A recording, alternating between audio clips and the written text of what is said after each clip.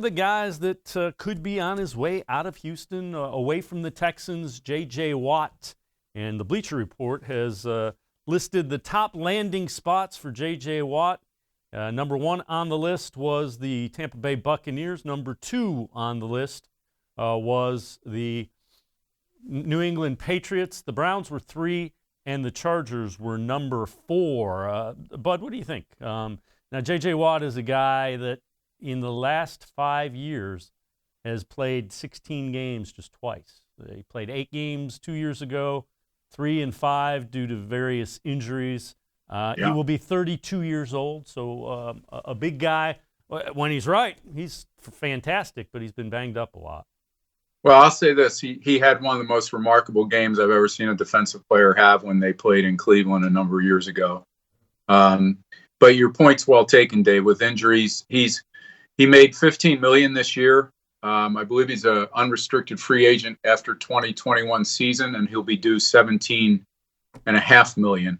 So he's a guy that I think he'd have to recognize that his injury history would require him to take less money and to be part of something great here. And I'll tell you, he could look at this situation and probably see sacks, plentiful, playing across from Myles Garrett, because that would be a formidable duo, and he would really benefit from being on the field with Garrett.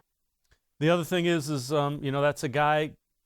Last year they went after Jadeveon Clowney pretty heavily, and Clowney decided he needed more money per year, didn't want to play, or whatever he decided.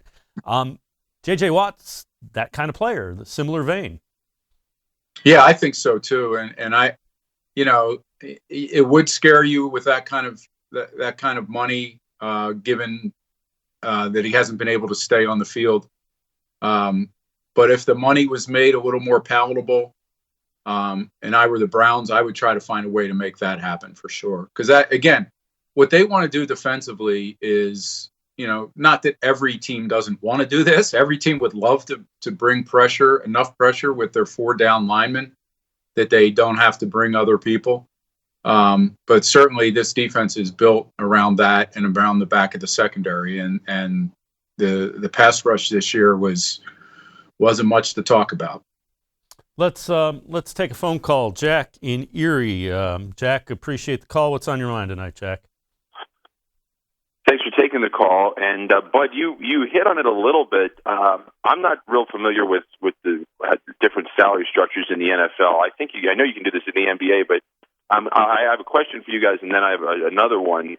Could the Browns make a trade for Watt contingent on him restructuring his deal? Like, could that be done prior to? Because I would be very nervous giving up whatever it would cost, a 3 and a 4, maybe a 2, maybe a 3 and a 3 next year, whatever, for a guy that could, absent the injuries, which are a factor, but a guy that could walk theoretically in a year. So could they somehow sign him to an adjusted extension before agreeing to the trade? Yeah, I would like to pretend to know that for a fact, but I don't, Jack. I'd like to check into that for you. I would assume that they would have some window, but I don't know. I don't know that. Dave, do you know? Usually what they'll do is they'll ask to talk to the agent. The Texans would say, yeah, you can talk to him about an extension, and then they would at least be able to put the framework in place, or know if he was, agreeable to it. So they could potentially do something along those lines. The other thing, I would expect they'd try to do some sort of incentive-laden contract where if he plays like he's capable of, he makes a big chunk of money. Well, if they could sign him with the idea of that maybe they don't mess with next year's salary, but they get him for a second year, that makes that a little more palatable. And that second year obviously isn't going to be worth $17.5 million. Maybe it makes a little more sense for them to do it. I know a couple of guys that follow this team closer than I do. One being Pete Smith who's working, I think, for Sports Illustrated. He's written about some scenarios where they would actually trade a veteran player like Jarvis Landry there.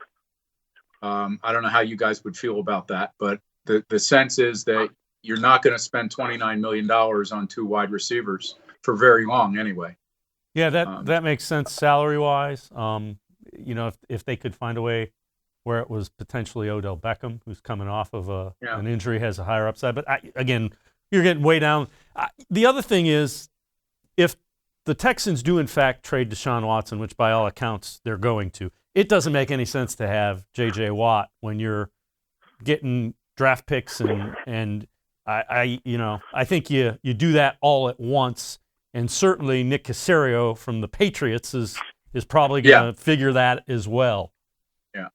Well, I would say the good thing, and I know Jack has another question to her, but the good thing is that the Browns are now, I think, in a situation where players who are looking to maybe latch on with a team that they think can win and go to the playoffs in a year or two, if J.J. Watt's 32 years old, they're in the mix now for that. You know, whereas a few years ago, clearly they were not. You know, that's why you saw guys like him go to the Patriots or go to Seattle or go somewhere where they thought they could step in and a year later be hoisting a trophy somewhere. I'm not saying the Browns are that yet, but they're certainly a lot closer.